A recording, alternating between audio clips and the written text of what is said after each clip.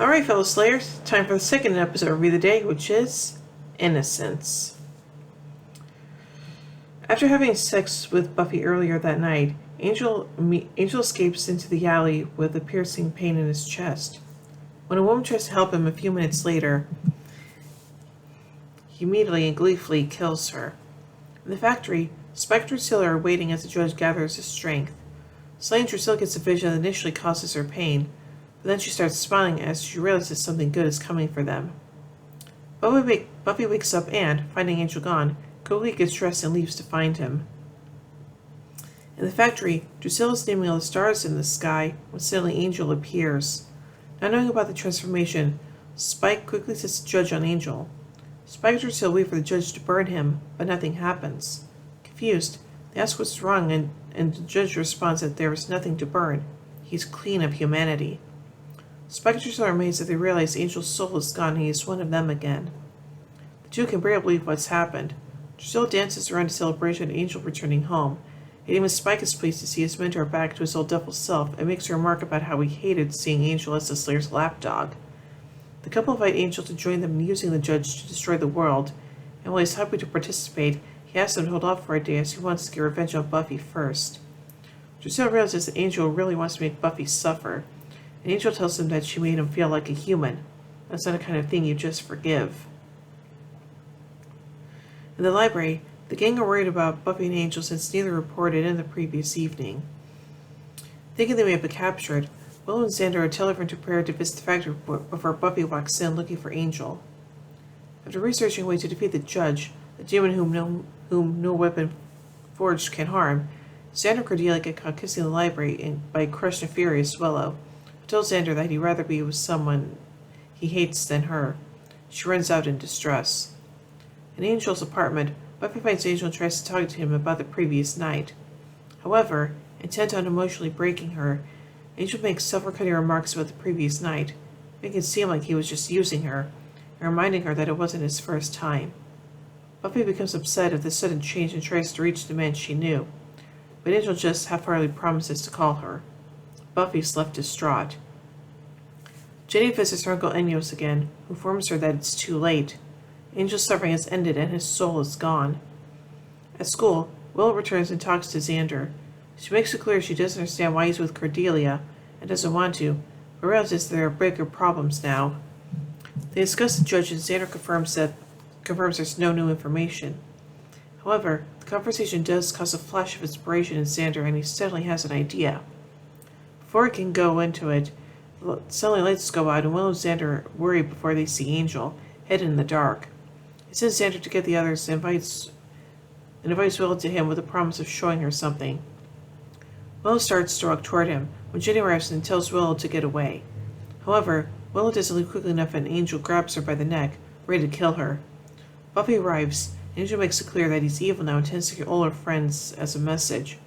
However, Xander manages to get behind Angel and shoves a cross in his face, causing him to let Willow go. Buffy takes a chance to attack in order to save Xander, but Angel grabs her and forcibly kisses her, promising that things are about to get interesting. He leaves, and Buffy's left devastated over what has just happened. In the library, the gang discuss this alarming turn of events. Willow tries to comfort Buffy, but then she realizes that Jenny knew Angel had turned before he revealed himself. Jenny lies that he saw his face in the darkness. She also says something set off this transformation, and Buffy realizes that it was having sex with Angel that caused him to lose his soul. Buffy, overwhelmed by what's happening, leaves in distress as Willow realizes the two slept together. Xander tells the others that he has a plan to defeat the judge but needs Cordelia's help for it to work. He mentions that they also need transport, and Willow tells them that they can use Oz's van. Xander refuses to tell Cordelia her part in the plan, and they agree to meet later. As for Buffy, Willow and Jenny decides that she needs some time alone. Everyone agrees, hating to think what Buffy is going through. Buffy returns home and attempts to hold herself together, but after seeing the cross Angel gave her and his ring still on her finger, finally suffers an emotional meltdown and collapses onto her bed, sobbing uncontrollably. Falling asleep, Buffy has another dream where she's initially with Angel, making love before standing in a graveyard with him and Jenny, but Buffy realizes that Jenny knows more than she's letting on. The next day, Buffy confronts Jenny by slamming her on a desk, although Giles tries to stop her, Jenny shocks him when she admits that she is a member of the clan that originally cursed Angel. Reluctantly, she confesses that it was a moment of total happiness that caused him to lose his soul. Buffy tells her to curse Angel again, but Jenny explains that the magic is long since lost her people. When Buffy, Jenny, and Giles visit Innocence for answers, they find that Angel has brutally murdered him, leaving the message, "Was it good for you too?" daubed in blood. Giles tells Buffy that Angel is trying to make it harder for her, but Buffy feels that he's just making it easier, knowing she'll have to kill him. After being driven there by Willow and Oz, Xander and Cordelia sneak into a military base. When a soldier confronts him, Xander claims that he's giving Cordelia the tour, aka looking to turn her on by making out near weaponry. He pretends he's going to tell the soldier's superior that he's not a regulation, and that convinces the soldier to leave them alone for a few minutes. Cordelia asks him where he got all that knowledge he just used, and Xander admits that all the knowledge he gained from turning into a soldier on Halloween is still with him. The two then steal a large box. In the van, Will asks Oz if he wants to make out.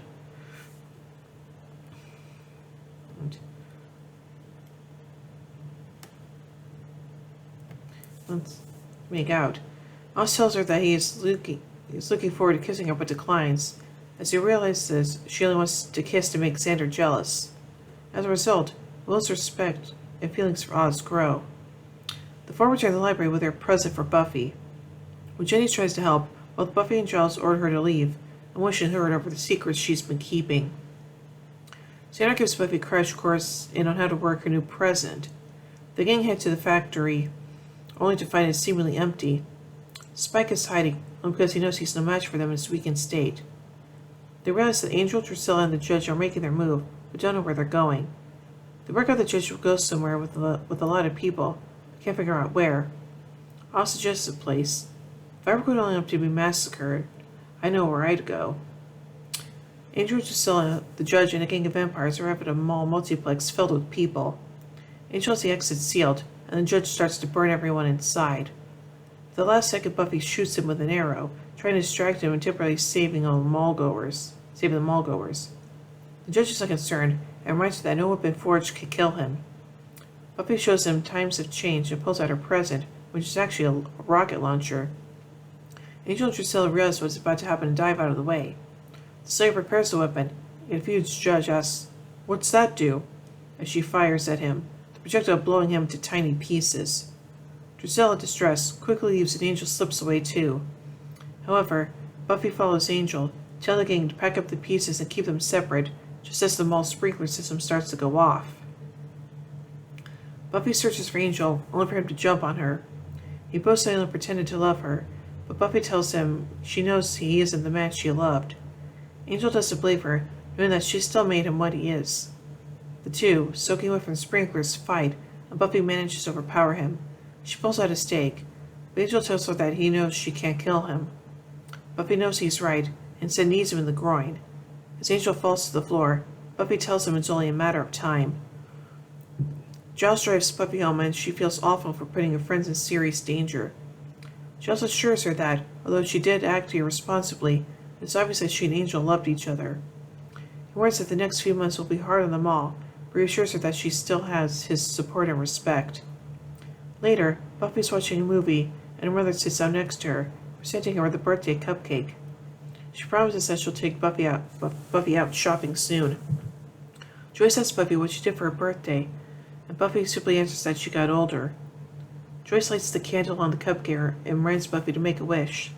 However, Buffy chooses not to and instead leaves it to burn before cuddling up in the arms of her mother. Aww. So now let's take a look at some continuity surrounding this episode. The final big bad for the season is revealed. He'll have his final battle with Buffy in Becoming Part 2.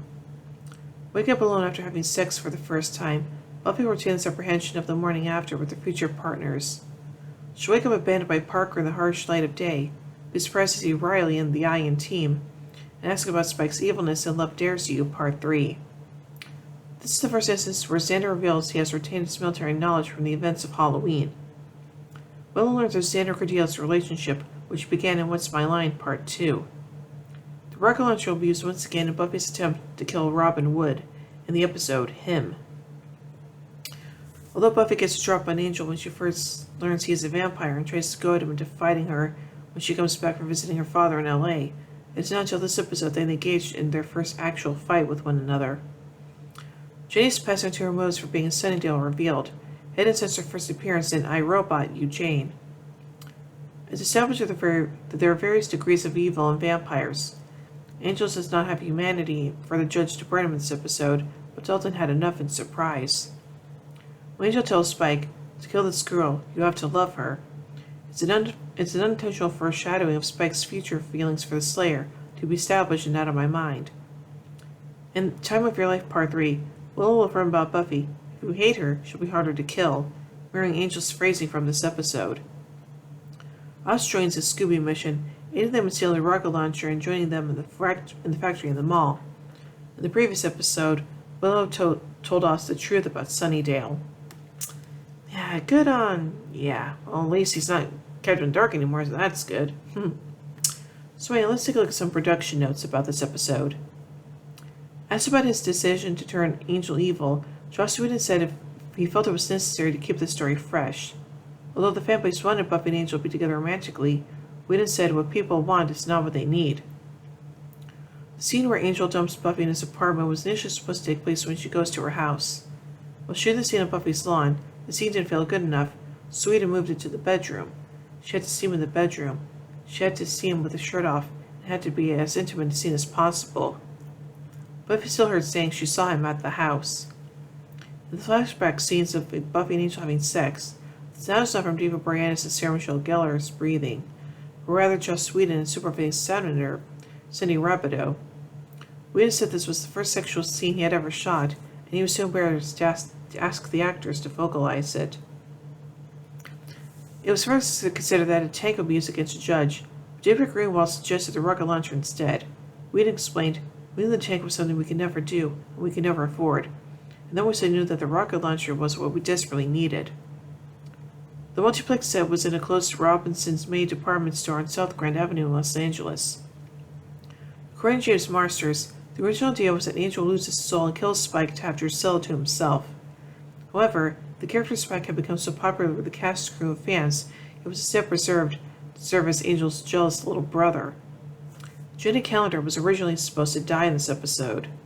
Well, it's a good thing that she didn't, so yeah. So now let's take a look at some pop culture references.